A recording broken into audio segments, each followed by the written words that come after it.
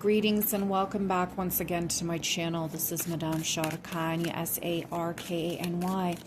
And without asking the cards anything specific, I'm going to be very general here and ask them to elaborate on the 3 oracle cards that I picked from the Jade Oracle, depicting ancient Mexican deities, Aztec deities, deities from Mesoamerica.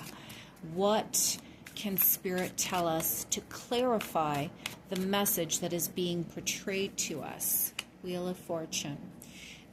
When I explain to you what these cards depicted, you're going to be pretty impressed.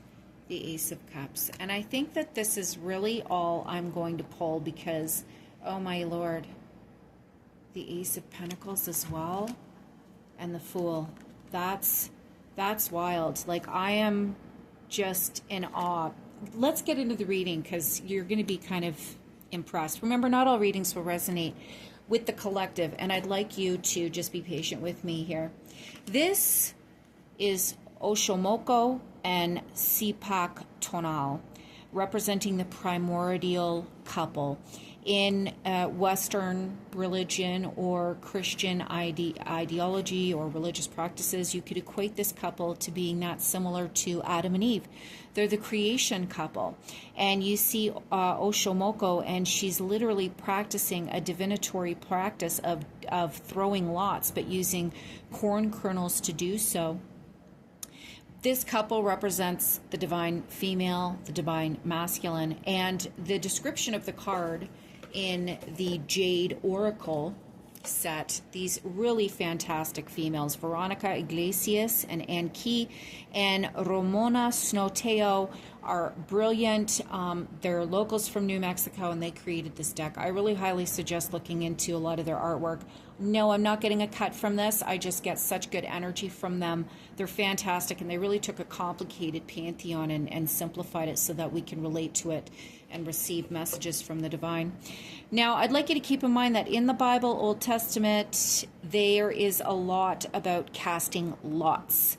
So this isn't the first time that we encounter primordial creators, primordial deities casting lots or being associated with that. And that's what this couple's about.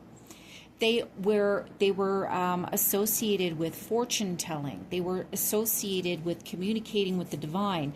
They were associated with the creation of the 260-day calendar. They're pretty impressive. When you get this card, this is about building a balance between, the masculine and feminine energies in one's life.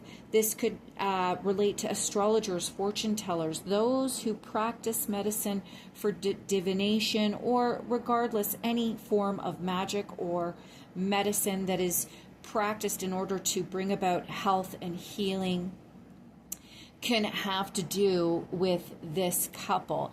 But what I'm sensing from this is that this has to do with a couple in the collective, a couple coming together, a couple that is almost fated to be with one another.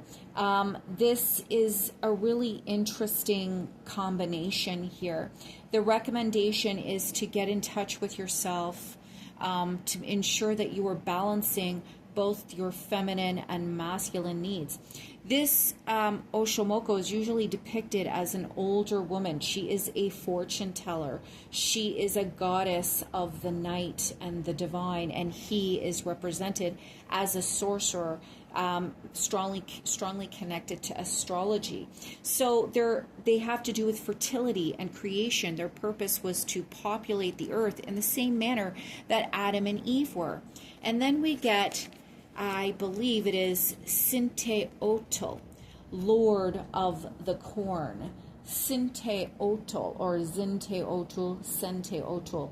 This is a god that is associated with all days in the calendar represented by the number 7. So whatever is going on, the number 7, 7 hours, 7 days, 7 weeks, 7 years, the 7th of the month may have some significance to you and something going on in your life that is really important.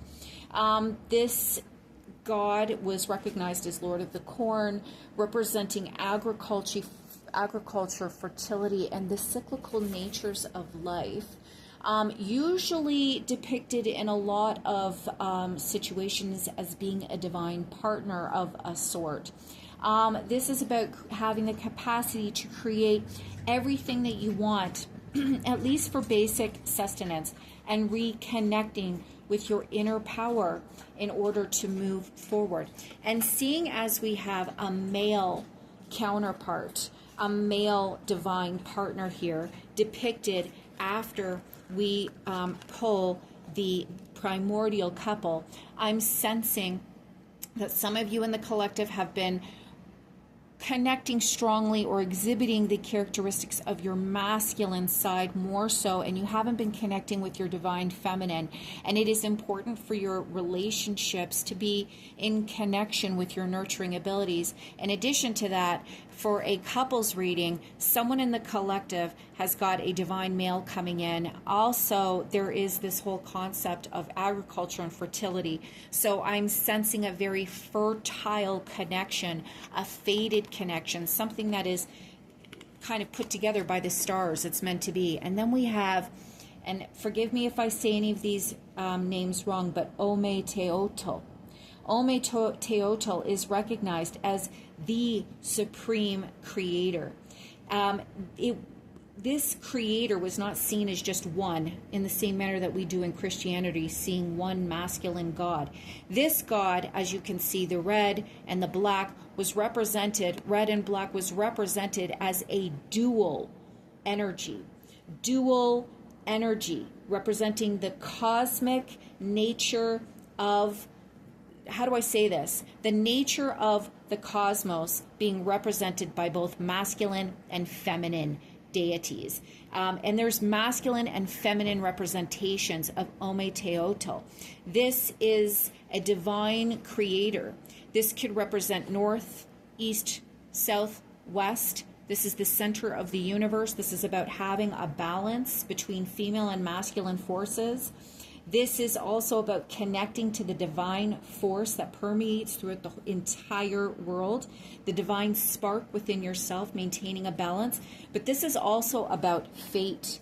This is also about the future, power, being in the right place at the right time. This is about a fated connection. And then we have the Wheel of Fortune here, the Ace of Cups, the Ace of Pentacles, the Fool. This is all about someone coming into your life and coming in with emotions, prosperity, the earth. This is an upswing in a relationship, starting new with butterflies in your stomach, being offered something, starting something new, tying up loose ends from the past, and working with others to make sure that this connection moves forward.